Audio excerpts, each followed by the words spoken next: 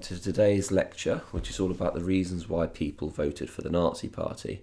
Normally a question like this in your exam will be accompanied by the years 1929 to 1932, or it's possible they could deviate by year either side. But the main thing that they're trying to get at is this question of what turned people towards a party who in 1928 only got 12 seats, and by 1932 got 230. What turned people in that direction? So as a 12 mark, this is fairly straightforward. You can go through the paragraphs that are structured out here, maybe combining two together or working out which way you want to do it, like strength of the Nazis and Hitler together perhaps, put fear of communism, the Great Depression together, weak opposition together with maybe something else. But effectively, it's 3 or 4 PEE paragraphs explaining why people voted. So that 12 marks should be fairly straightforward. So I'm going to focus today on this question as though it's a 16-mark question, where you'd be given a factor or a reason why people both voted for the Nazis, and you'd be asked whether it was the most important reason. It's not that important which factor they give you. Normally, they're expecting you to talk about all of the different factors. But look at the wording of the question carefully to see exactly what it's asking you. But generally speaking, it will say something like, people voted for the Nazis because Hitler was popular, or people voted for the Nazis because they feared communism, something like that, and say to what extent do you agree. Now I'm going to give you an argument for a 16-mark answer, which is almost always applicable, and is a very simple, but generally at GCSE will get you the marks that you need. So I'm going to take this question. Let's assume that they were asking the Great Depression was the most important reason why people voted for the Nazis. I would always, with that one, go to the answer of yes, it was. Now, the reason for that is because it's easiest to argue. And I would start my answer, or argument rather, by having an introduction which sets out the basic reason for that. So my introduction would say something about 1928, the Nazis getting 12 seats, but by 1930, over 100, 1932, getting 230. And the reason for this was because the Great Depression was in full swing following the Wall Street crash, as Hitler was doing many of the same things in 1928 as he was doing in 1932, but they resonated much more with the people due to the problems of the Great Depression. And then I'd go on to explain each of the factors and link to a conclusion which has a little bit more detail than my introduction to explain why I believe that to be the case. Okay, so I would probably start with some of my supposedly weaker factors. And most people can remember the basics of these factors, but the really good marks come from putting in a little bit of extra detail. So I could start off by saying that people may argue that Hitler and the Nazis won because of his own actions and leadership. So I would talk about the various election campaigns in this paragraph, the fact that Hitler was at the forefront of technological developments in terms of using speakers and systems and broadcasts, but also that he was flying around the country in aeroplanes. So I could talk about that. I could say that Hitler was personally very charismatic. He did many, many speeches. He would stand at the front and wait for his speeches to start, sort of increasing an air of expectation amongst the audience, and then come onto the stage and start with a low tone building up into a crescendo of passion for the Nazi cause, which did convince a lot of people to vote for him. A lot of people went to these speeches and were convinced to vote for Hitler that way. I would also mention the propaganda of Joseph Goebbels and the posters that were splashed about all over the place, like Hitler, our last hope, and so on and so forth. And I would mention that the Nazis themselves were well organised following all of the changes in the 1920s. And for to go into detail on that, see one of my other lectures where I talk about how he changed the party. But one of the key things I would focus on is the organised and disciplined SA, which appealed to the wealthier middle class, who may have previously been fearful of the SA, but are now grateful of its discipline and its organisation, and think that it is one of the ways of stopping the communist surge that was happening. And then probably for my explanation point, I would link into the different folks that this appealed to.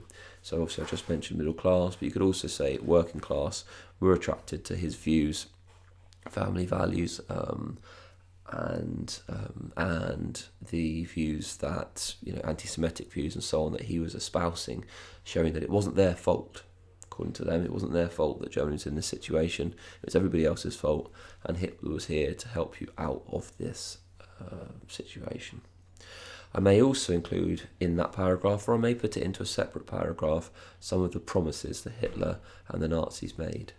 Their promises were fairly vague and wide, and he was more than happy to drop one if it didn't seem popular, or tell one group one thing and another group another thing. But his promises included ensuring that business would be successful while simultaneously protecting the workers. He promised that he would deal with the issue, as he called it, of Jews in the country, and that he'd provide a strong leadership. But the key thing to focus there is that he was very flexible with these views and didn't give much in the way of substance to these views, and not any kind of specific policies. It was more general promises about how you would help people. However, these did resonate with a lot of people, as I've previously mentioned. So there's your first paragraph, the kind of Hitler is strong, or first two paragraphs really. Hitler was a strong leader, so talk about him personally, and you can expand on that using the evidence of speeches, aeroplanes and technology and so on. The organisation of the Nazi Party being very well organised. Again, you can expand on that referring to the stuff from the 1920s lecture, and the power of the organisation and discipline of the SA. And then promises, and the fact that he had promised to abolish the Treaty of Versailles, to sort the Jewish problem, as he called it, and to protect everybody from the businessman right the way down to the worker. So those are your own actions points. However, each of those points can be critiqued by referring back to the question and referring back to the Great Depression as a key reason for Nazis' success. So, for example, Hitler was doing speeches all the way through the 1920s, but they weren't resonating with people, and they weren't sticking and enforcing or sort of encouraging people to vote for Hitler, because people were satisfied with the way the situation was. And it was only after the Great Depression that these critiques of the Jews started to ring true, because people associated bankers and Jews together. It was only after the Great Depression that this kind of criticism of the capitalist system, banks and so on, really started to resonate with people. It was only after the Great Depression that Hitler's slogan of being strong leader, his idea that he was a strong leader, actually appealed to people, because people like Brüning were seen to not be able to run the country appropriately, and people realised that it was a panic situation, that there was a big problem, so they really needed somebody who was stronger. So at the end of the paragraph or two that you've done on the own actions, you need to then link it back to the given factor of the Great Depression, or of the factor of the Great Depression, to say that actually this factor was important, but the Great Depression was more important, because it was only with the Great Depression that these things the Nazis did appealed more to the people. Oh, and one more thing, the SA being organised and disciplined seemed more kind of imperative with the growing threat of communism. So let's bring that on to the fear of communism. Fear of communism is a factor of itself. The Communist Party was becoming stronger as a result of the Great Depression, and people were kind of fed up with capitalism, because let's not forget the Great Depression was a capitalist problem. The Great Depression was a problem with money being lent and moved around systems and so on, and banks, because it came out obviously of the Wall Street crash. So the fear of communism perhaps was a reason people voted for the Nazis, because they saw the SA and Hitler's growing and more powerful, more and more disciplined, more and more ordered SA as a good response to the communist threat. However, that again is a paragraph that should easily be linked back to the Wall Street crash and the Great Depression, because you say that people feared communism in the 1920s, and that's part of the reason why they supported the Nazis membership went up and so on, and certain groups like farmers supported Nazis. But the fear of communism only became really, really bad because of the Great Depression and because of this undermining of the capitalist system, which made many more people, particularly the working class, want to vote for the communists. And the fear of communism encouraged particularly rich people to support the Nazis and offer them money. So industrialists is the key word. Those are people that own factories, etc. And industrialists were pouring money into the Nazi party because they saw them as the only alternative to a communist government, which would obviously completely undermine their livelihood as their wealth would be shared out. So the fear of communism was an important reason, but only became such an important reason because of the Wall Street crash, which undermined the capitalist system, and the Great Depression which followed it, which made people very, very poor and made people feel like they needed somebody to, if they weren't, inherently sort of left-leaning, they needed some other answer to this question of why they were so poor and where they were going to get their food, their jobs, etc. from. Penultimately then, you could look at weak opposition. Hitler benefited after 1928 from weak opposition. So again, you can go back to that key argument. In 1928, when Stresemann was around and the Grand Coalition was formed, Hitler didn't seem like a particularly useful alternative. He only gained 12 seats. 1932, he had 230, as I keep saying. So this was partly due to the fact that between those years, all of the politics of the Weimar government had fallen apart. The coalition had fallen apart. It was being run by minorities and weak coalitions, one of which was headed by Brüning, and Brüning was seen as an extremely weak chancellor. But here's where you get the difference between a good essay and a great essay. Give some specifics here. So the reasons for him being seen so weak or so unattractive to voters, he did two things that voters don't like. The first thing he did was irritated the people who were in work, which was to increase taxation and cut what they were getting in return for that in terms of public services. But the second thing he did irritated the 6 million people that were unemployed at the time, or going towards 6 million people when he brought it in, was cutting unemployment benefit. So really making people a lot poorer. And he did this in his mind to protect the public purse, to look after the money that the government had. But on a day-to-day basis, this had a really negative impact on the people of Germany. So he was seen as very weak. He couldn't hold his coalitions together. He couldn't hold the government together, and had to be replaced by von Papen, which again, he was also weak, and his party didn't have enough seats to really hold any of this whole system together.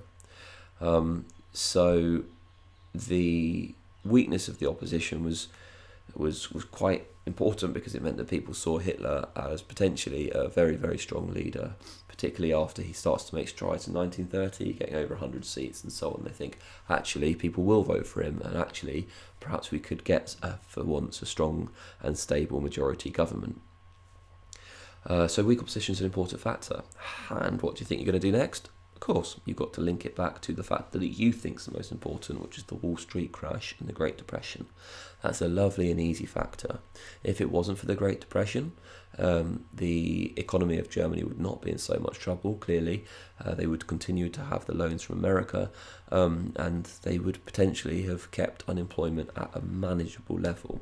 So the Great Depression was the key reason for unemployment, which is one of the opposition's key mistakes.